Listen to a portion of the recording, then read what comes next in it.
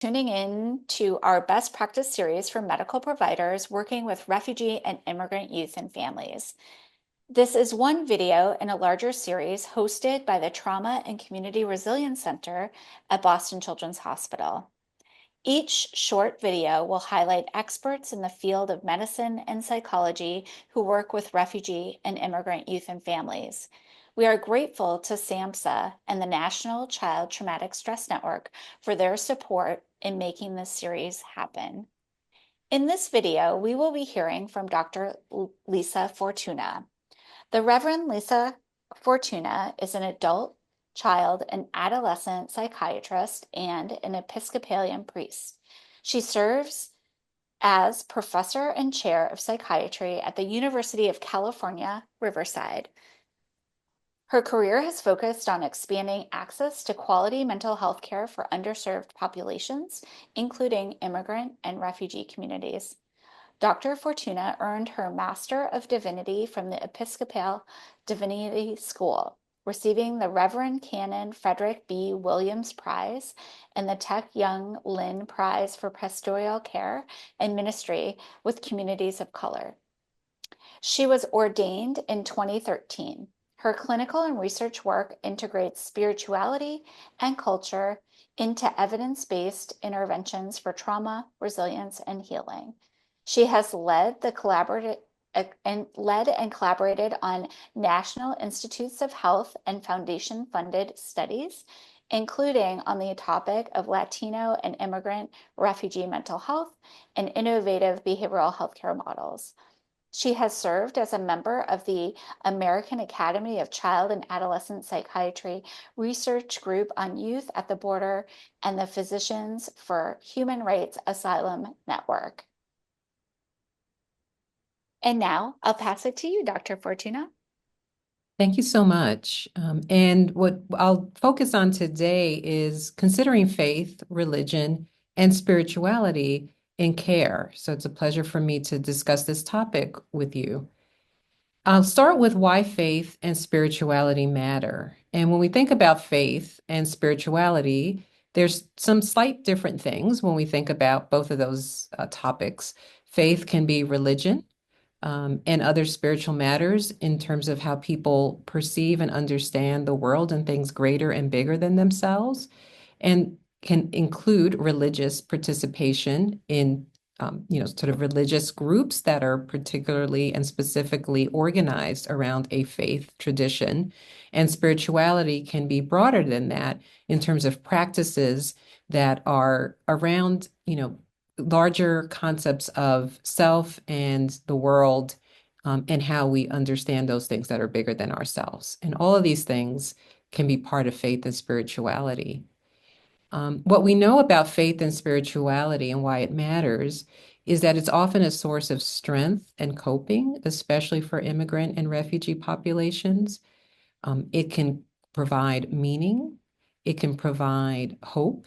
It can provide a way of understanding the world so that one can persist in situations of suffering, which often is an experience of, can be experienced in trauma.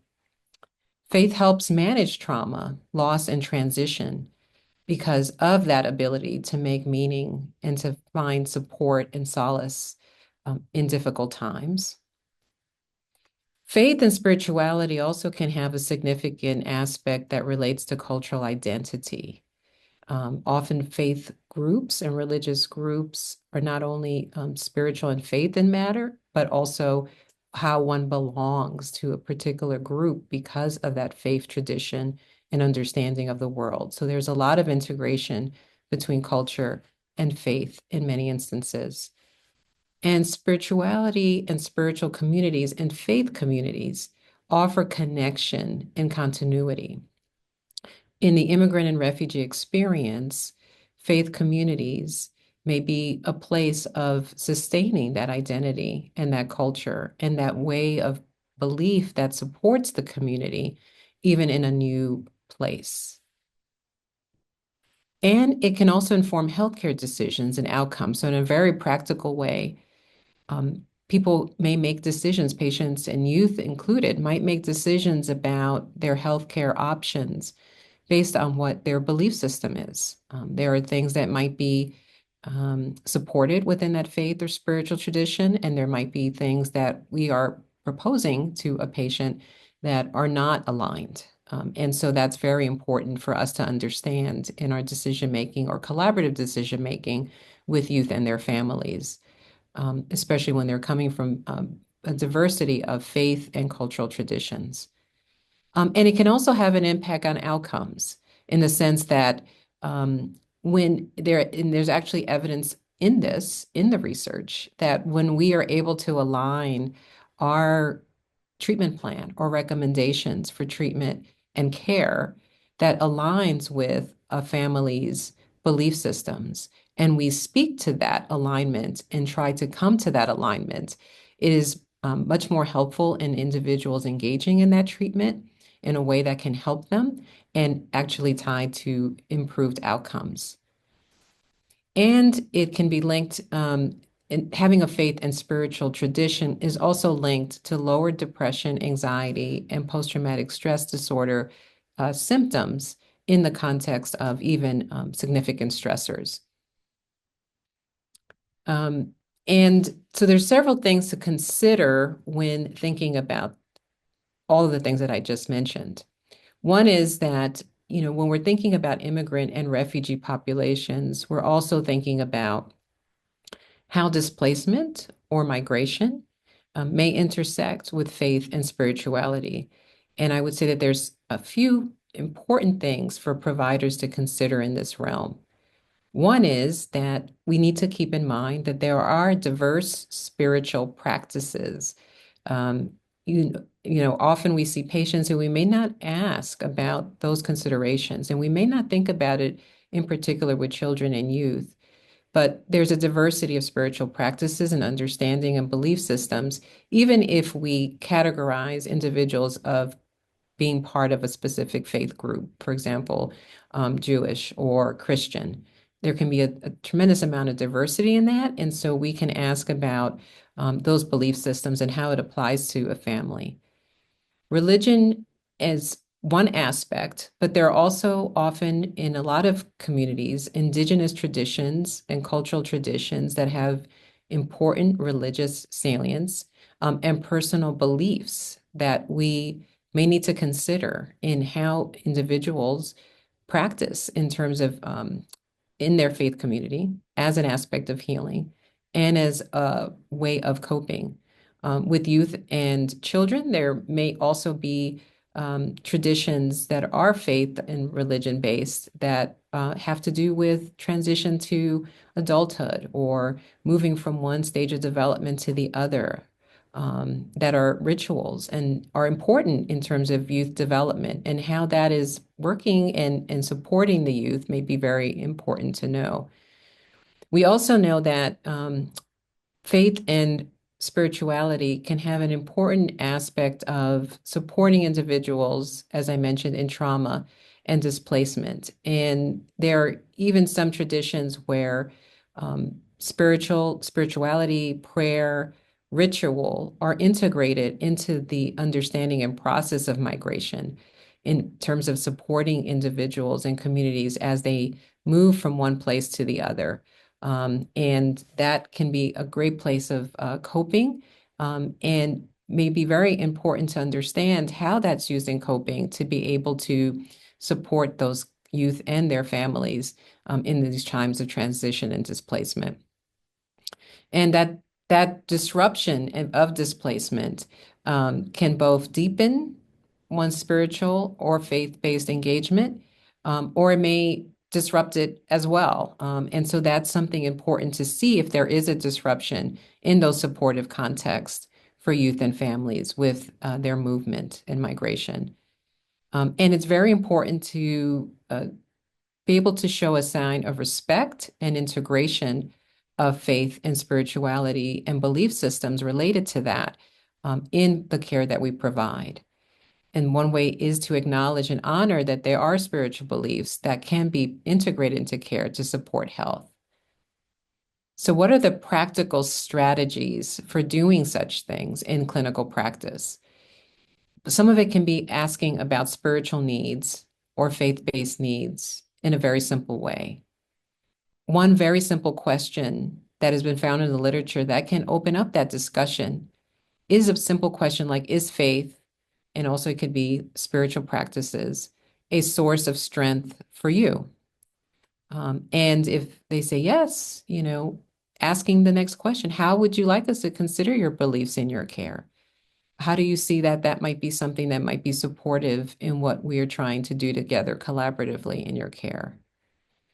So that can be a very simple question, doesn't rely on a lot of screening and question asking, but just opening up that discussion in a respectful way can invite the youth and their family in those discussions.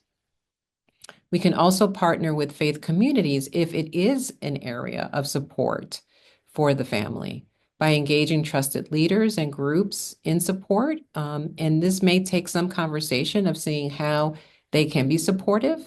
There needs to be sometimes some understanding of where engaging them might be a barrier to decision making because the family is concerned about doing something that they feel their faith community would not agree to, but that they do want to think about in their care. So that is also part of the conversation. But in places where they can be supportive, it is a very important thing to include. We also want to be trauma informed always and culturally and spiritually sensitive. And one way to do that is to ask questions with inquiry and humility to be able to understand how this has an impact potentially in care. And then the last thing I would say is it's very important to balance the healing potential of faith and spirituality and understanding that there might be a possibility of religious trauma, which means where individuals might have been harmed in some way within their religious and faith-based context.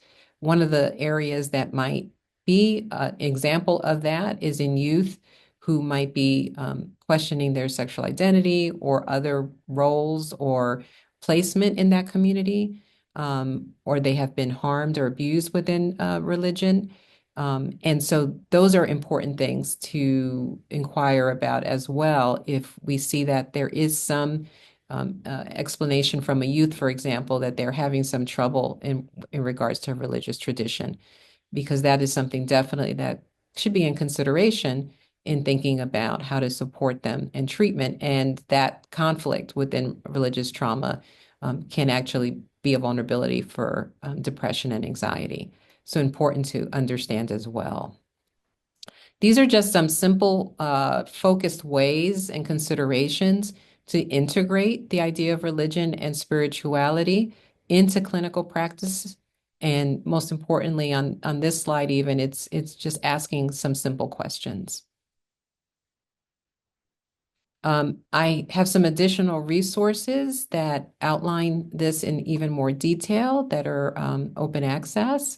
One is on religion and spirituality, why and how to address it in clinical practice, and goes into some of the topics that I've described in more detail. And then another article on integrating spirituality and religious beliefs in therapy with PTSD with unaccompanied immigrant children, which may be very specific, but has very interesting case examples of how this might come to bear in terms of really supporting youth who may have experienced trauma, and how do we integrate an understanding, at least, of their spiritual belief context into treatment. Thank you, Dr. Fortuna, for sharing your expertise with us. That was wonderful. And thank all of you for watching. If you are interested in learning more, visit our YouTube channel for more videos. The link is in the video description. Thank you.